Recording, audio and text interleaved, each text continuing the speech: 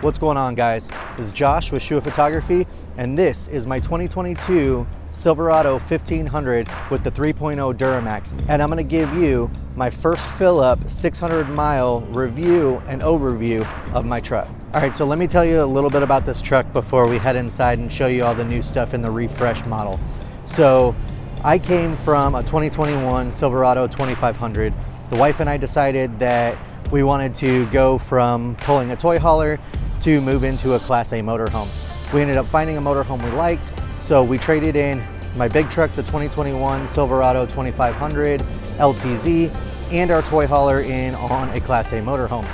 So I went ahead and I needed something. I still need a truck. I still need to be able to tow some, but because I don't have the toy hauler anymore, I don't need to worry about having a big 6.6 liter Duramax. So I found this little guy in Casa Grande, Arizona. I live down southeast of Tucson.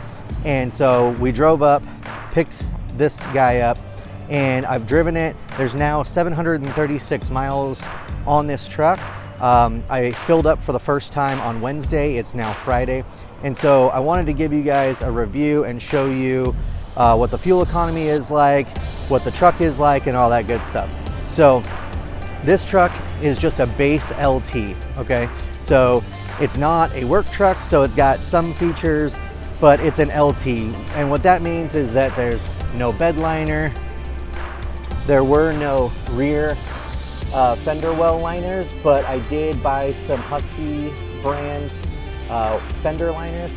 I live down a dirt road. I need fender liners because all the rocks come up and they hit the inside of the bed and it clanks really loud and stuff like that.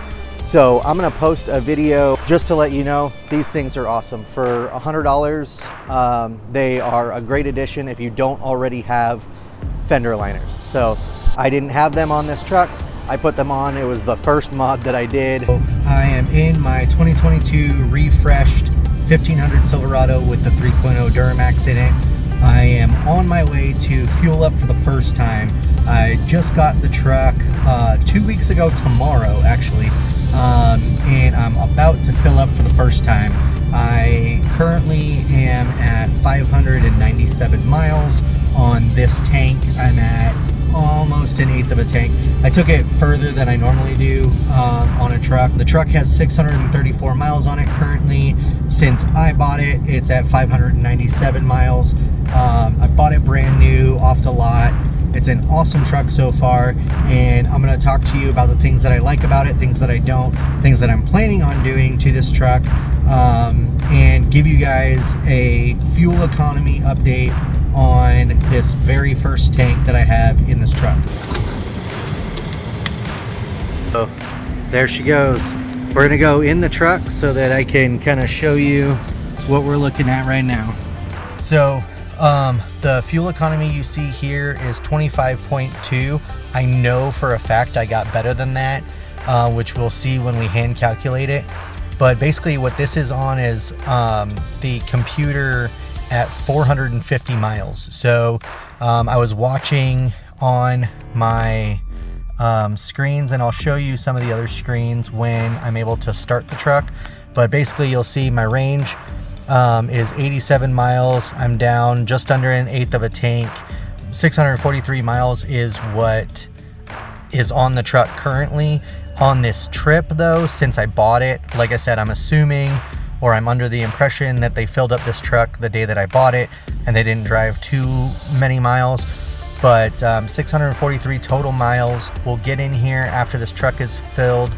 We'll see how many gallons and how many miles on this trip, and we'll hand calculate it to see what we got. So okay, so it stopped at 21.918 gallons. I always fill with the 30-second wait time and then let it go one more time until it clicks. Now it's done, and we're at 22.245 gallons.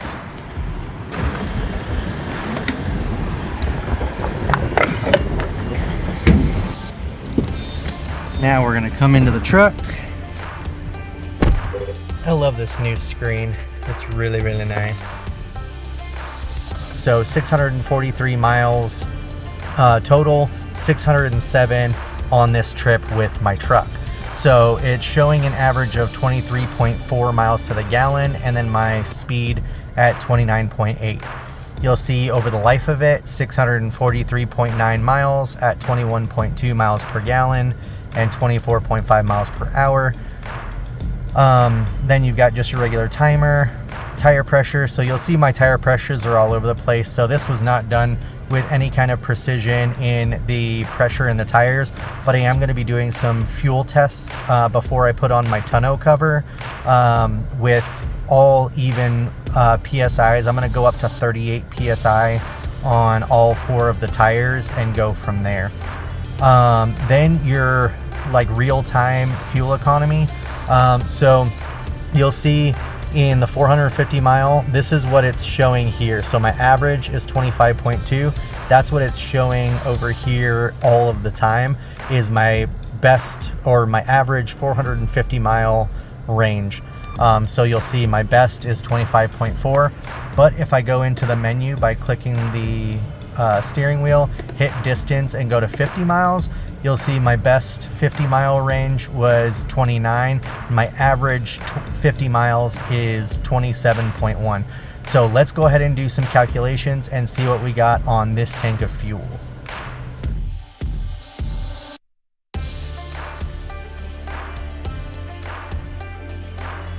Let's go ahead and go into the truck and kind of show you what comes in this new refreshed model Silverado.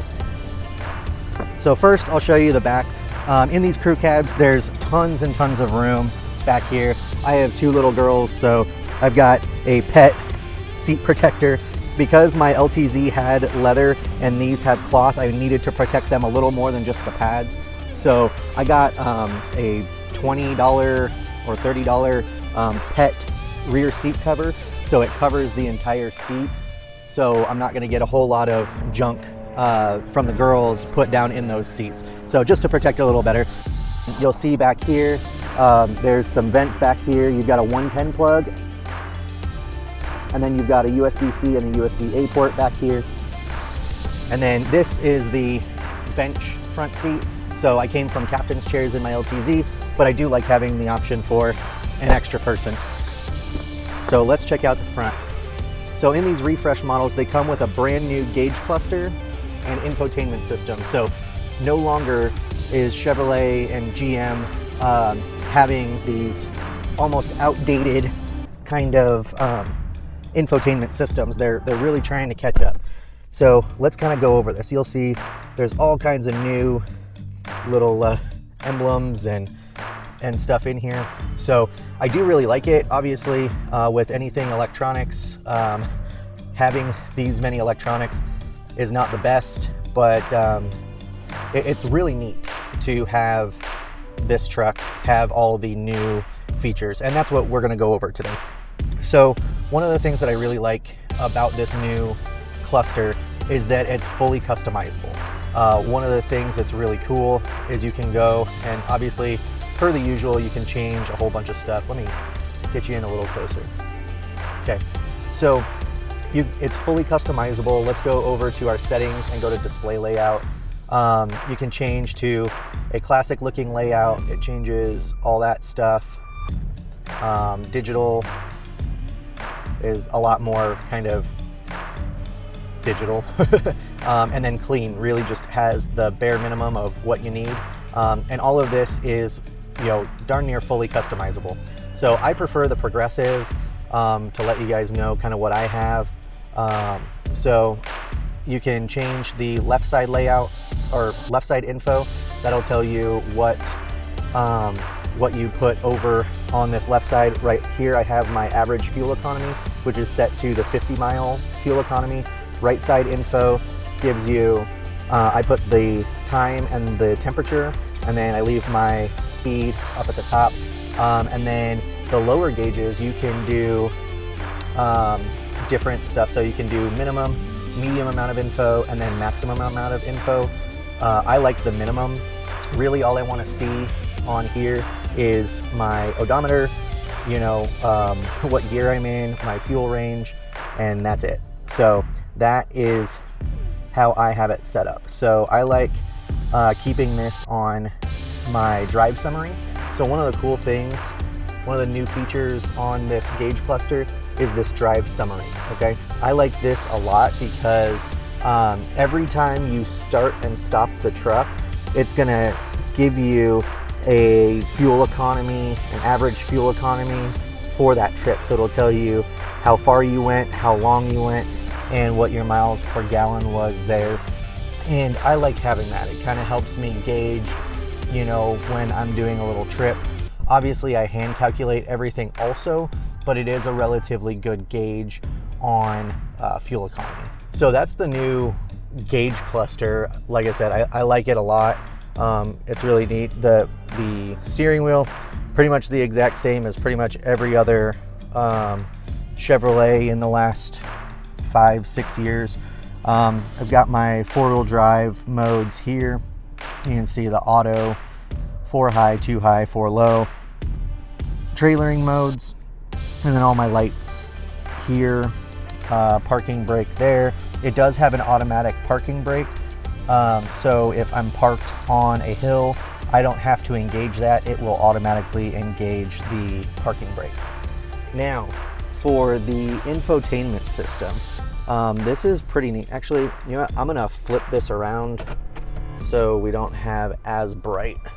So you'll see, I have the 360 camera kit on this.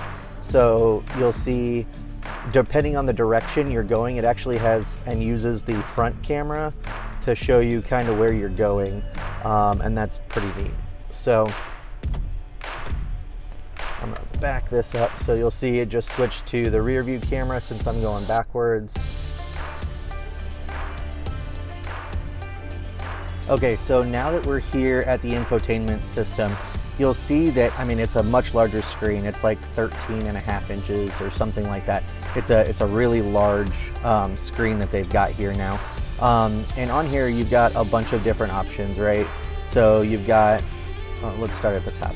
So you've got your trailering menu, which you'll be able to change all of your trailering stuff. I don't have a trailer connected, obviously, right now. But this is where you set all that stuff up. If you've had a GM product, GM truck, in recent years, you'll know that all of them that have any kind of tow package on it have this on their littler screen, but now it's on the big screen. So here's all your stuff here. It does split into 2, which is really nice. So right here I have the maps. Oops. To the trailer. Because this is a new system, it is kind of finicky, but so you can slide up and then show your Bluetooth stuff. Okay, so you can split this into 2, right? So you've got your phone, and then you can change this to look at your trailer info, just a basic clock, or your map. So then you go to your music here, and you change your music preferences on what you're going to listen to. It does have XM and Bluetooth and Android Auto and all that good stuff. I removed the Apple CarPlay because I will never own an Apple product, so I just have this on here. But then you can go and put your music on and change whatever you want on here, and then you can go to your menus, and in here you'll have, you know, your audio, your maps, your phone, all your settings on here. Your My Chevrolet app, climate, settings, Wi-Fi hotspot. So this does have internet. That is the new infotainment system. There's a lot of settings in here that you can go through. So let's go over to settings and I'll show you kind of the stuff. So for connections, this is all your connections, so vehicle to phone sharing, Wi-Fi hotspot, Wi-Fi networks, all that good stuff. And then the vehicle, this is where you're going to set your teen driver limits, your rear seat reminder, buckle to drive. So I never have the rear seat reminder on. I'm a good parent and I always know, and my kids are loud enough that I will never forget that they're in here. And then buckle to drive means that you can't actually drive the vehicle until it is, the seatbelt is buckled. I don't do that because I move my truck around a lot and do just small movements a lot, so I don't want to have to deal with that all the time. Climate and air quality, collision and detection systems. So this truck has, and I'll put up the window sticker to show you all the different packages, but basically this truck has the lane departure assist and a forward collision notification. It won't actually do the adaptive cruise control. It does have emergency braking, so that's weird that it doesn't come with the, you know, adaptive cruise control with all of that in there, but it doesn't come with it, so not a big deal. Then you've got your comfort and convenience, lighting, power door locks, and all your regular settings in the vehicle. Apps and permissions, you're gonna have to play with this when you first get a truck with this in here, because you're gonna have to give permissions to certain apps in order to make them all work. Like the maps on here, you have to give it certain permissions and all of that. And then your date and time, display, sounds, users, accounts, privacy, storage, security system, and then updates. So that is the new infotainment system. I do really like it. I usually keep it like this, where I have my music on here, you know, with my free trial of the Sirius XM. I usually just keep this on here, show my map over there.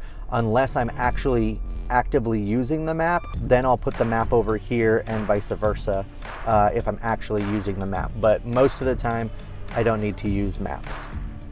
Okay, so let's move down to the buttons down here. I have my lane departure button here that I can turn on and off, park assist here, auto start stop here, open the tailgate of the truck from here, hazards, traction control, hill descent assist, and then the fart button. My girls really love the fact that this was referred to by another YouTuber as the fart button, which basically you push the button and all 4 windows roll down at the exact same time.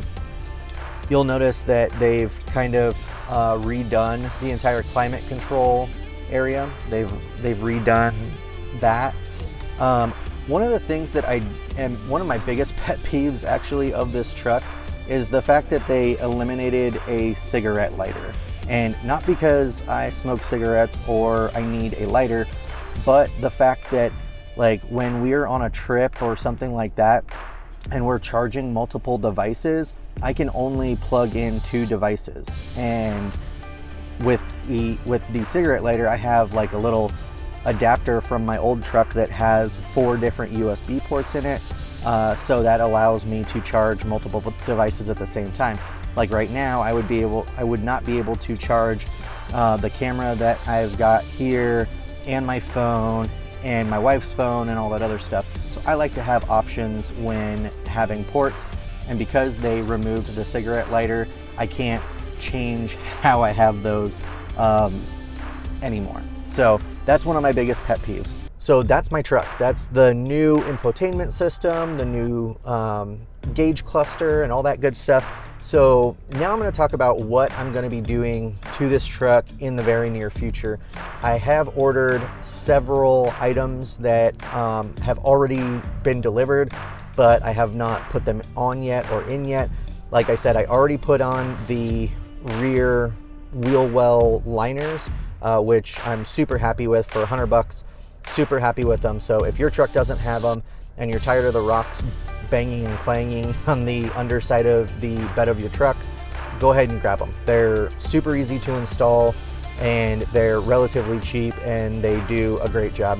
Obviously, I've only had this truck for I've only had the truck for just under 700 miles, but as soon as I put those on, going down my dirt road was much better. So what else am I going to be doing to this truck? Well, one of the things that this truck does not have that my LTZ had that I really did like was the heads-up display. So I've been doing research, and I'm going to be purchasing a heads-up display for up here. Not sure which one I'm gonna go with yet. I have one in my Amazon cart that has pretty good reviews and stuff. It's like 50 bucks, and I'm gonna try it. It plugs into the OBD2 sensor, and so I'm gonna get like a splitter so I don't have to worry about taking it off and putting it on if I need to plug in a scanner or anything like that. I have a spray-in bed liner. It's the U-Pol Raptor liner, spray-in bed liner, like competitor to Rhino liner, do it yourself. Came with a spray bottle, 4 cans, and all that good stuff. So I'm gonna be putting that in the bed of the truck. And then I also have a folding tonneau cover. On my old truck, I had the tonneau cover. I have a lot of photography gear that I can't always put in here, especially with having the girls in here and taking it out and putting it in all the time, just when I have the girls or when I don't have the girls, is a big pain in the ass. So I like to put those in the bed of the truck under something covered. So I have a tonneau cover. I'm gonna do reviews on all of these products and all the stuff. So be on the lookout. Subscribe to my channel if you guys like it. If you wanna see more on this, if you're planning on getting one of these in the future. It looks like moving forward, the 2023s will all have the same gauge cluster. So this will probably be the same as we move forward into 2023, 4, and 5.